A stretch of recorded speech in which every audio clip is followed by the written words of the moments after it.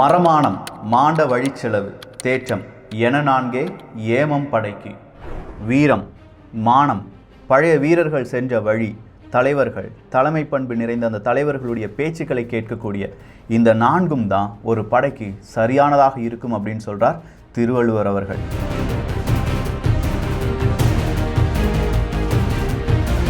ஆரன்கவ் அவர்கள் இன்னும் 10 நாள்ல யுத்தம் தொடங்க போகுது அப்படின்னு சொல்லி 1971 நவம்பர் மாதம் 21ஆம் தேதி எல்லாரையும் பார்த்து சொல்றாரு. எல்லாருக்குமே ஷாக்கிங்காக இருக்குது. இந்திரா காந்தி அவர்களுக்காக இருக்கட்டும், இல்லாட்டி சங்கரன் அவர்களுக்காக இருக்கட்டும், எல்லாருமே ஷாக்கிங்காக ஆரன்கவ் அவர்களை பார்க்குறாங்க.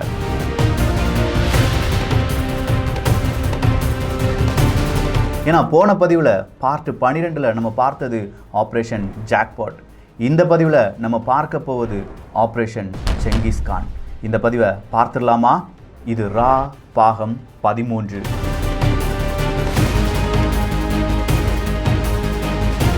அன்பு தமிழஞ்சங்களுக்கு தமிழ் பொக்கிஷத்தின் வணக்கங்கள்.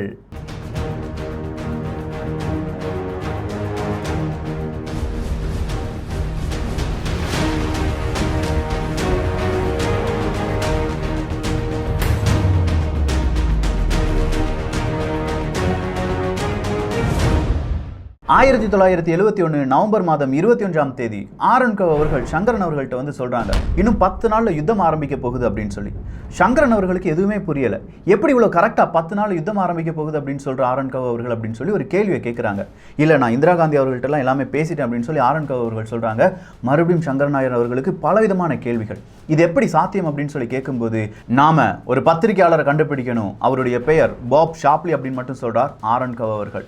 சங்கரன் நாயர் அவர்களுக்கு ஏதோ ஒரு விஷயம் மட்டும் புரிஞ்சிருச்சு. கரெக்டான ஒரு இன்ஃபர்மேஷன் ஆரன்கவ் அவர்கள்ட்ட கிடைச்சிருக்கு. ஸோ படையை நம்ம அங்கங்கே நகர்த்த வேண்டும் அப்படிங்கிற அந்த ஒரு தோன்றல் தான்.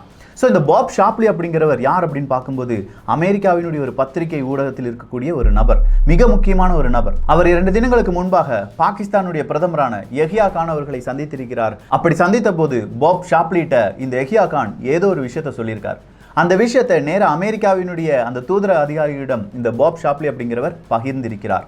அதிலிருந்து இந்த சிஏ ஆஃபீஸ் அப்படின்னு சொல்கிறோம் பாருங்க, இந்தியாவுக்கு உதவின சிஏ ஆஃபீஸர் வழியாக இந்த இன்ஃபர்மேஷன் நேராக TN கவுல் அவர்களுக்கு கிடைக்கிறது. அதாவது நம்முடைய வெளியுறவுத்துறை செயலாளர் TN கவுல் அவர்கள் தான் இதை யார்கிட்ட சொல்லியிருக்காங்க?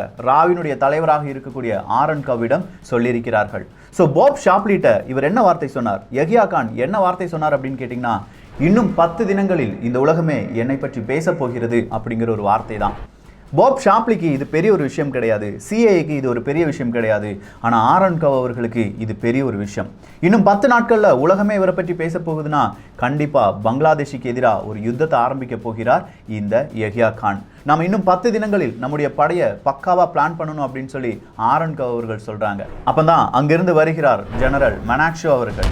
ஜெனரல் மனாக்ஷோ அவர்கள் இப்போ தைரியமா சொல்றார், 6 மாசத்துக்கு முன்னாடி நம்முடைய படைகள் தயாராக இல்லை, ஆனா இப்போ கரெக்டா இந்த நவம்பர் மாதத்துல நம்ம தயாராக இருக்கோம். சொல்லப்போனா அக்டோபர்ல இருந்தே இந்த போருக்காக நாங்கள் காத்து கொண்டிருக்கிறோம் அப்படின்னு சொல்றார் ஜெனரல் மனாக்ஷோ அவர்கள். ஆரன்கவ் அவர்கள் எந்த அளவுக்கு முக்கியமோ அதே மாதிரி இந்த ஜெனரல் மனாக்ஷோ அவர்களும் மிக முக்கியமான ஒரு நபர் அப்படின்னு சொல்லலாம். ஸோ நம்ம இப்போ 21ஆம் தேதி நிற்கிறோம் அப்படின்னா 19ஆம் தேதி நடந்த 2 தினங்களுக்கு முன்னாடி நடந்த ஒரு யுத்தத்தை பார்க்க வேண்டாமா? முப்படைகளும், இந்தியாவினுடைய முப்படைகளும் பாகிஸ்தானுக்கு எதிராக ஈடுபட்ட ஒரு யுத்தம் எது அப்படின்னு கேட்டிங்கன்னா 1971வது யுத்தம் தான். 3 லட்சத்துக்கும் அதிகமான ஈஸ்ட் பாகிஸ்தானுடைய பெண்கள், அதாவது இப்போதைய பங்களாதேஷனுடைய பெண்கள் வன்புணர்வு செய்யப்படுகிறார்கள் வெஸ்ட் பாகிஸ்தானுடைய இராணுவ வீரர்களால். இவ்வளோ கொடூரம் எல்லாமே இந்த 5-6 மாசத்துல நடந்துகிட்டே இருக்கு. இதை தட்டி கேட்பதற்கு எந்த ஊடகமும் வரவில்லை, எந்த சர்வதேச நாடுகளும் வரவில்லை.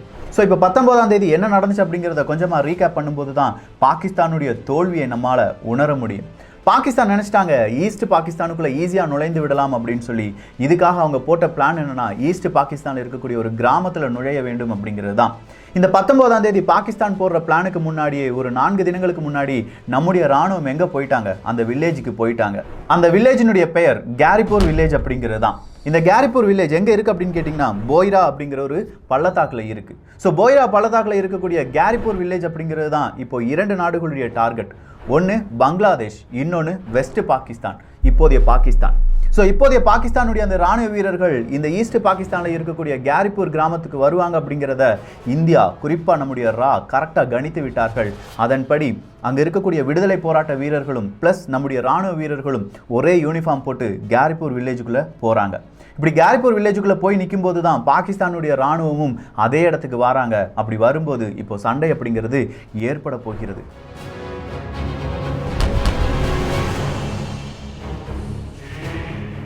சண்டை போடுறாங்க. இவங்க கிட்ட இருக்கிறது எல்லாமே அதிநவீன ஆயுதங்கள். யார்கிட்ட? பாகிஸ்தான்கிட்ட. நம்மகிட்டையும் ஆயுதங்கள் இருக்கு, ஆனா நாம தான் போரிடுறோம் அப்படிங்கிறத உலக நாடுகள் தெரிந்துவிடக்கூடாது என்பதற்காக அங்கே விடுதலை போராட்ட வீரர்கள், முக்தி பாகினி அப்படிங்கிற விடுதலை போராட்ட வீரர்கள் மட்டும்தான் போராடுகிறார்கள் என்பதை காண்பிப்பதற்காக நம்முடைய ஆயுத பலத்தை முழுமையா நம்ம அங்க பயன்படுத்த முடியாது. ஆனாலும் நம்முடைய பீரங்கிகள் தண்ணி கடியிலலாம் இருந்தது அப்படின்னு சொல்லலாம். வாட்டர் ப்ரூஃப் பீரங்கிகள் 1971 அப்படின்னு சொல்லி நீங்க கேட்பது எல்லாமே எனக்கும் கேட்குது. இந்த புகைப்படத்தெல்லாம் பார்க்கும்போது நீங்களும் கொஞ்சம் வியந்து பார்ப்பீர்கள். பல பிரம்மபுத்திராவினுடைய அந்த நதிக்கரையோரமாக பலவிதமான கிராமங்கள், வீடுகள் இருக்கு. அந்த வீடுகளுக்கு கொஞ்சம் தொலைவாக பார்த்தால் பீரங்கிகள் தண்ணீருக்குள் மூழ்கி வருவதை நம்மால் உணர முடியும். ஸோ இந்த மாதிரியான பீரங்கிகள் இருப்பது பாகிஸ்தானுடைய ராணுவத்துக்கு அதிகமாக தெரியாது.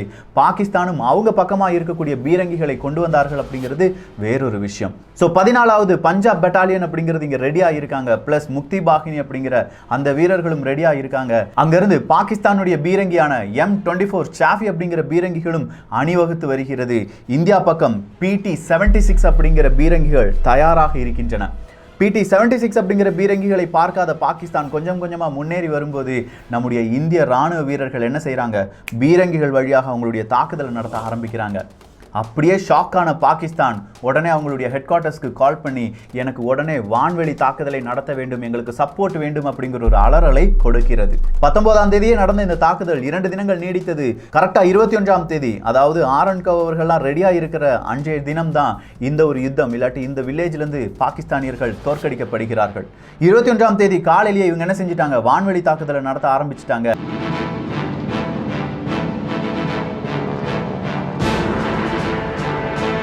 இந்த வான்வெளி தாக்குதலை இந்தியா கொஞ்சம் யூகித்திருந்தாலும் எப்படி நம்முடைய ராணுவ வீரர்கள், எப்படி நம்முடைய விமானம் அவங்களை எதிர்த்து போராட போகிறது அப்படிங்கிற பிளானை போட்டுட்டு இருந்தாங்க. கடைசி ஒரு தினங்கள் அந்த பிளான் எல்லாமே முடிஞ்சிருச்சு. அவங்க வந்து தாக்கட்டும், தாக்கின பிறகு நம்முடைய விமானத்தை அங்கே அனுப்பலாம் அப்படிங்கிறது தான் இந்திரா காந்தி அவர்களுடைய ஆரன்கவ் அவர்களுடைய மிக முக்கியமான ஒரு முடிவு. ஏன்னா நாம இப்போ தாக்க போயிட்டோம்னா இன்னும் போர் ஆரம்பிக்கல, டிசம்பர் மாதம் தான் போர் ஆரம்பிக்குது. இது போருக்கு கரெக்டாக ஒரு மாதத்துக்கு முன்னாடி நடக்கிற விஷயங்கள். நாம போர் ஆரம்பிச்சிட்டோம்னா ஐநா சபையெல்லாம் இங்கே வந்துருவாங்க. அமெரிக்கா, சீனா போன்ற நாடுகள் வந்து சமாதான பேச்சுவார்த்தையில் ஈடுபட்டுருவாங்க. நமக்கு பங்களாதேஷ் அப்படிங்கிற நாடை உருவாக்க முடியாது, புதிய ஒரு நாடு பிறக்காது அப்படிங்கிற ஒரு பயமும் இருந்தது, ஒரு எச்சரிக்கை உணர்வும் இருந்தது. அந்த எச்சரிக்கை உணர்வு காரணமாக பாகிஸ்தான் முதலில் வான்வெளி தாக்குதலை நடத்தட்டும் அப்படின்னு சொல்லி நம்ம ஆட்கள் வெயிட் பண்ணிட்டு இருந்தாங்க. நம்ம நினைச்சது மாதிரியே பாகிஸ்தானுடைய விமானப்படை அவங்களுடைய விமானங்களை நம்ம எல்லைக்குள் அனுப்புனாங்க. குறிப்பா இந்தியாவின் எல்லைக்குள்ளும் வந்தது அப்படின்னு சொல்லலாம். அவங்க கிட்ட இருப்பது கேனடர் சேவர் MK6 அப்படிங்கிற விமானம் தான். இந்த கேனடர் சேஃபர் MK6 அப்படிங்கிற விமானம் இவங்க ஈரான் வழியாக கொண்டு வரப்பட்ட ஒரு விமானம். அதாவது உலக நாடுகளுக்கு தெரியாது பாகிஸ்தான் அப்படி ஒரு விமானம் இருக்கு அப்படின்னு சொல்லி. ஆனாலும் ரகசியமாக கொண்டு வரப்பட்ட இந்த விமானத்தில் ரகசியமான என்ஜின்கள், அதிநவீன ஆயுதங்கள் எல்லாமே பொருத்தப்பட்டிருந்தது. நம்ம ரேடார்ல கரெக்டாக 21ஆம் தேதி நவம்பர் மாதம் 8:11 நிமிடத்தில் ரேடார் சிக்னல்ல சின்னதாக ஃப்ளைட் வருது அப்படிங்கிற அந்த இன்ஃபர்மேஷன் கிடைக்குது. நமக்கு தெரிஞ்சிருச்சு இது எந்த இடத்துல நடக்கும் அப்படின்னு கேட்டிங்கன்னா ஜெசோர் அப்படிங்கிற ஒரு இடத்துல தான். ஸோ இந்த மாதிரி ரேடார் ஸ்டேஷனில் சிக்னல் வந்த உடனே டம்டம் அப்படிங்கிற நம்முடைய விமான நிலையத்திலிருந்து நம்முடைய விமானம் புறப்படுவதற்கு தயாராக இருந்தது. நம்மகிட்ட இருக்கிற விமானம் எது அப்படின்னு கேட்டிங்கன்னா நாற்றக விமானம் தான். கொசு விமானத்தை வைத்து பாகிஸ்தானுக்கு ஒரு ஆட்டம் காண்பித்தோம் பாருங்க 1965. அதே விமானம் 4 விமானம் அங்கே விமான நிலையத்தில் தயார் நிலையில் இருக்கும்போது நம்ம நாட்டுக்குள்ள வந்த சாபர் MK6 அப்படிங்கிற விமானம் எல்லாமே அவங்க நாட்டுக்கே திரும்பி போகுது. சரி, மறுபடியும் அவங்க வருவாங்க, வரும்போது என்ன செய்யலாம், அடுத்த தாக்குதலை நடத்தலாம் அப்படின்னு சொல்லி இந்தியாவினுடைய வீரர்கள் காத்து கொண்டிருக்கிறார்கள். நம்முடைய பீரங்கிகள், நம்முடைய ராணுவம், இல்லாட்டி இந்த முக்தி பாகினி இவங்க எல்லாருமே சேர்ந்து பாகிஸ்தானுடைய வீரர்களை அப்படியே கொஞ்சம் கொஞ்சமா ஓட வச்சுட்டாங்க. இப்போ விமான தாக்குதலுக்காக மட்டும் நம்முடைய ராணுவம் தயாராகி கொண்டிருக்கிறது. அடுத்ததா கரெக்டா ஒரு 2 மணி நேரத்திற்கு பிறகு 10:28 நிமிடத்தில் மீண்டும் நம்முடைய ரேடார் சிக்னல் கிடைக்குது, விமானம் வருது. ஆனாலும் அந்த விமானங்கள் கொஞ்சம் கொஞ்சம் குண்டுகளை போட்டுட்டு அவங்க இடத்துக்கே திரும்பிட்டாங்க. சரி, இப்பெல்லாம் நமக்கு வெற்றி கிடைச்சிருச்சு அப்படின்னு சொல்லி பாகிஸ்தான் என்ன செய்றாங்க, மறுபடி ஒரு 3 விமானத்தை அனுப்புகிறார்கள். இந்தியாவினுடைய வீரர்கள் பதுங்கி இருந்தது பாய்வதற்காகத்தான் அப்படிங்கிறது அவங்களுக்கு தெரியாமையே இருந்துச்சு. கரெக்டா இந்த 3 விமானங்கள் மதிய நேரம் 2:48 நிமிடத்தில் நம்முடைய ரேடார்ல சிக்னலா கிடைக்குது. ஸோ இந்த 3 விமானங்களும் 2000 அடி உயரத்தில் பறக்கிறது. நாம் இப்போ என்ன செய்யலாம் அப்படின்னு சொல்லி இந்திய ராணுவ வீரர்கள் யோசிச்சுட்டு இருக்கும்போது தான் மேலே பார்க்குறாங்க, நம்முடைய 4 போர் விமானங்கள், நாட்ரக விமானங்கள் அவங்களுக்கு எதிராக வருகிறது. இதை சற்றும் எதிர்பார்க்காத பாகிஸ்தானுடைய அந்த விமானப்படை கொஞ்சம் திகிலடைகிறது. 4 விமானங்கள் வந்தது அப்படின்னு சொல்லி பார்த்தோம். திடீர்னு பார்த்தா நம்முடைய 4 விமானங்கள் 2 விமானங்களாக பிரிகிறது. இதை ரொம்பவே எதிர்பார்க்காத பாகிஸ்தானுடைய விமானப்படை கொஞ்சம் பயந்து அந்த 3 விமானங்களும் சிதற ஆரம்பிக்கிறது. அப்படி சிதற ஆரம்பிக்கும் போது 2 குரூப்பா பிரிந்தாங்கல்ல நம்முடைய விமானப்படை, அந்த 2 குரூப்ல ஒரு குரூப் 2 விமானங்களுக்கு எதிராக தாக்குதலை நடத்துகிறது. இப்படி தாக்குதலை நடத்திய அந்த வீரர்கள் யார் அப்படின்னு கேட்டீங்கன்னா ஆண்ட்ரியூ மேசி மற்றும் கணபதி அப்படிங்கிறவங்க தான். ஸோ மேசி மற்றும் கணபதி அவங்களுடைய விங்மேன், இவங்க 2 பேரும் தான் 2 பாகிஸ்தானுடைய விமானத்தை சுட்டு வீழ்த்துகிறார்கள். கடைசியா ஒரு கோட்வேர்டை சொல்றார் கணபதி, மர்டர் மர்டர் மர்டர். இந்த ஒரு கோட்வேர்டை கேட்ட உடனே பாகிஸ்தானில் இருக்கக்கூடிய அந்த 2 விமானிகளும் அவங்களுடைய சீட்ல இருந்து எஜெக்ட் ஆகுறாங்க. பாராசூட் வழியா கீழே குதித்தாலும் அவங்களை போர் பிணை கைதிகளாக பிடித்தெடுக்கிறார்கள் நம்முடைய ராணுவ வீரர்கள். அந்த 2 விமானத்தையும் அழித்து விடுகிறார்கள் இந்தியாவினுடைய விமானப்படை வீரர்கள். மீண்டும் அங்கே சுத்திட்டு இருந்த ஒரு போர் விமானம் இருந்துச்சுல, அதுக்கு எதிராகவும் நம்முடைய வீரர்கள் தாக்குதலை நடத்துறாங்க. கொஞ்சம் தூரத்துக்கு பிறகு ஒரு விமானம் கீழே விழுவதை பார்க்கிறார்கள். அது பாகிஸ்தானுடைய விமானம்.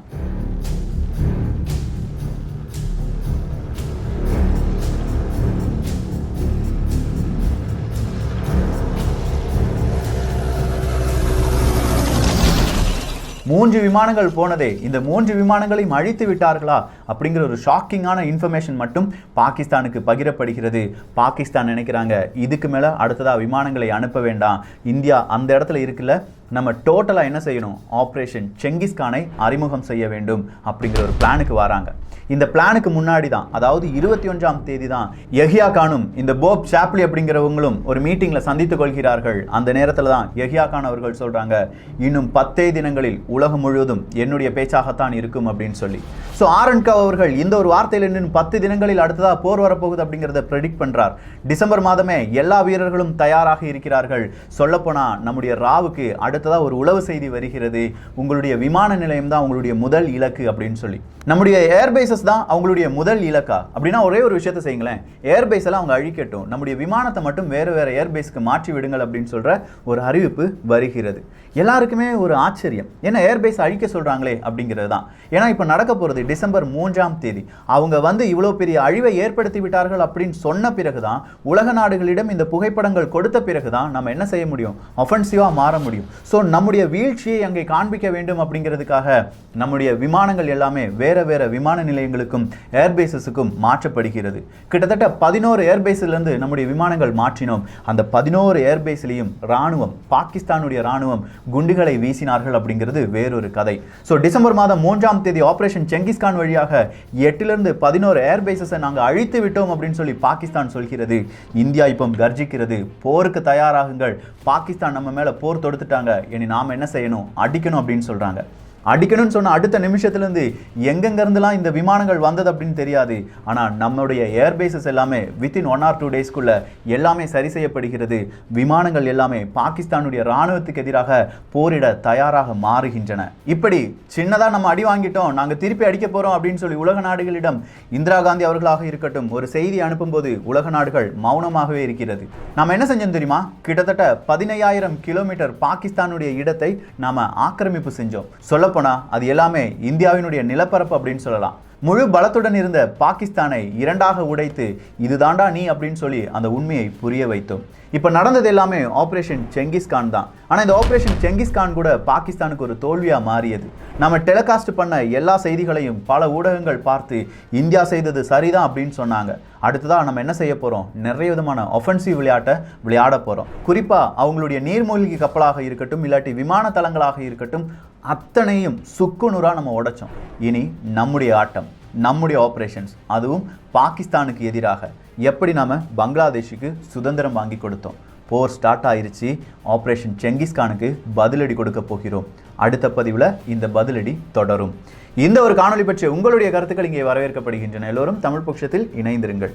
நல்லதை பகிர்ந்து நல்ல சமுதாயத்தை உருவாக்குவோம். நன்றி, வணக்கம், ஜெய் ஹிந்த்.